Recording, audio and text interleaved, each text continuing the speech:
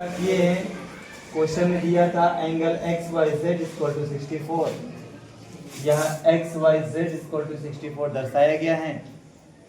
और इसके बाद कहा था कि किरण वाई क्यू, जो ये आपका वाई क्यू है, वो इस दोनों जो कोण बने थे जेड वाई पी का, वो समविभाजित कर रहा है। यहाँ पे लिखा गया जेड वाई पी को समविभाजित कर रहा है। अगर वह समविभाजित कर रहा है तो हम लोग समझ गए कि दोनों को आपस में बराबर होगा, क्योंकि समविभाजित का मतलब ये होता है समान दो बराबर भागों में बांटना।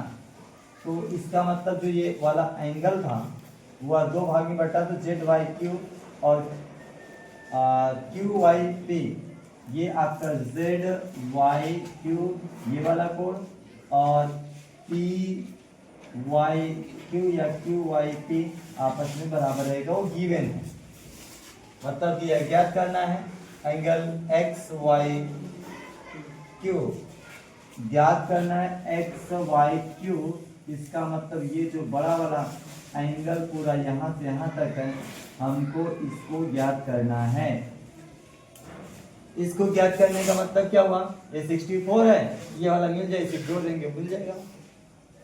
मिल जाएगा नहीं मिल जाएगा, मतलब एक कोण 64 अंश का दिया है 64 डिग्री का, और ये बगल वाले का मान मिल जाए, जोड़ देंगे, मिल जाएगा हमारा आंसर। एक और कोण निकालना है प्रतिवर्ती Q Y P, Q Y P.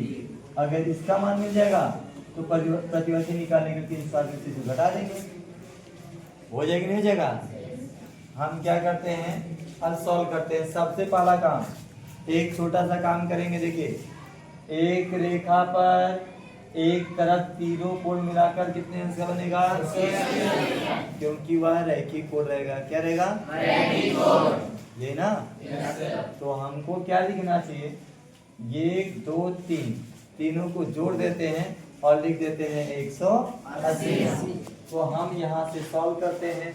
सबसे पहली कंडीशन में लिखते हैं एंगल, वही ऊपर वाला बोलेंगे एक्स वाई जेड प्लस, अब उसके नीचे वाला बोलेंगे एंगल जेड वाई क्यू, फिर उसके बगल वाला बोलेंगे क्यू वाई पी। कुल मिला करके यहाँ 180 अंश बनेगा। और क्यों बनेगा, क्योंकि रैखिक कोण है। एक तरफ जो कोण बनता है किसी रेखा पर, वह रैखिक कोण होता है। मुझे लगता है बात समझ में आ गई। अब देखिए सब लोग देखें, 1 मिनट में आपका आंसर आ जाएगा। इसका मान आपको दिया है, कितना डिग्री दिया है, 64। कितना दिया है, 64 दिया है ना। yes, sir. तो हम क्या करते हैं, इसके स्थान पर 64 लिख देते हैं। क्लियर। अब दूसरा काम क्या करते हैं, ये जो लिखा गया जेड वाई क्यू और क्यू वाई पी, ये आपस में बराबर है। तो हम क्या करते हैं, जेड वाई क्यू और इसके स्थान पर भी लिख देते हैं जेड वाई क्यू, लिख देते हैं इज इक्वल टू 180 डिग्री। और यहाँ पे लिख देते हैं दिया है, मतलब ये जो कोण है, ये जो दोनों कोण थे आपस में बराबर हैं, क्योंकि यहाँ लिखा गया है कि जेड वाई क्यू जो है क्यू वाई पी के बराबर है।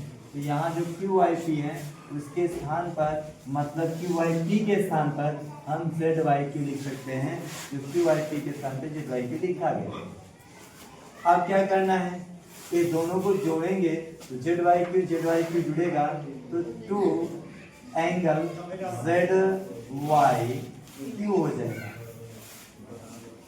इज इक्वल टू क्या होगा, 180 अंश सही है, और ये 64 इधर जाकर घट जाएगा, तो -64 हो जाएगा। अब हम इसको घटाएंगे, लिखेंगे एंगल जेड वाई क्यू बराबर, घटाएंगे तो आपका ये 6 होगा, यहाँ पर आपका 1 होगा और यहाँ पर भी आपका 1 होगा। और जो 2 है और 2 जाकर अब यहाँ अपॉन में हो जाएगा। अपॉन में होने का मतलब क्या हो गया बताइए? घटेगा नहीं घटेगा? घटेगा ना? तो इसको काटेंगे तो 5 टाइम जाएगा और फिर कितना हो जाएगा? 8। कितने टाइम? और एक 2 से कट जाएगा। अब हमारा एंगल जो जेड वाई क्यू है उसका मान निकल गया 58 डिग्री। ये आंसर नहीं है, मैं अभी अभी बताया था अगर हमारा जेड वाई क्यू का मान मिलेगा तो 64 में जोड़ेंगे। क्या करेंगे? 64 में उसको जोड़ेंगे, तुरंत हमारा आंसर मिल जाएगा।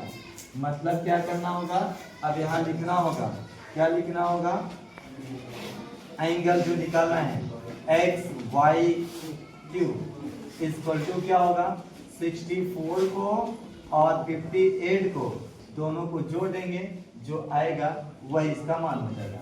मतलब आप समझ गए होंगे, ये आपका 1 2 2 जोड़ने पर हो जाएगा।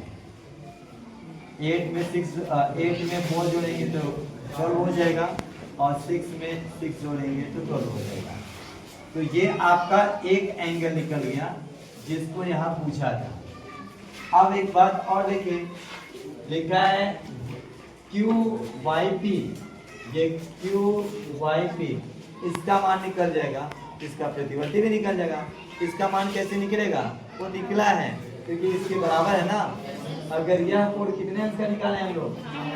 58 डिग्री ना, तो इसका मतलब क्यू वाई पी भी 58 डिग्री का हो जाएगा। तो हम क्या लिखते हैं? लिखते हैं कि एंगल जिसको निकालना है, किसको निकालना है? क्यू वाई पी को निकालना है। तो angle Q Y P is equal to हो जाएगा आपका 58 डिग्री। कैसे 58 हो गया? क्योंकि ये दोनों कोण आपस में क्या है? बराबर है। वो ऑलरेडी गिवन पॉइंट में भी क्लियर था, तो 58 हो गया। लेकिन ये पूछा नहीं था, प्रतिवर्ती पूछा था, तो आप यहाँ लिख देंगे। कैसे लिखेंगे? लिखेंगे प्रतिवर्ती कोण, प्रतिवर्ती एंगल क्यू वाई पी। तो मैंने आपको खूब बढ़िया से बताया है, जो कोण निकलता है अगर उसी का प्रतिवर्ती निकालना है तो उसको 360 में से घटा देते हैं। तो लिखते हैं 360 डिग्री और माइनस में कर देते हैं 58 डिग्री। तो आप क्या करेंगे? यहाँ घटाएंगे तो 2 हो जाएगा और यहाँ घटाएंगे 0 हो जाएगा, यहाँ आपका 3 हो जाएगा। आपका कितना हो जाएगा भाई? 302 डिग्री। ये आपका प्रतिवर्ती कोण मिल जाएगा। बात समझ आ गया? तो ये रहा आपका दोनों आंसर। मुझे लगता है आपको समझ में आ गया। अब आप इसको लगा लेंगे। Thank you.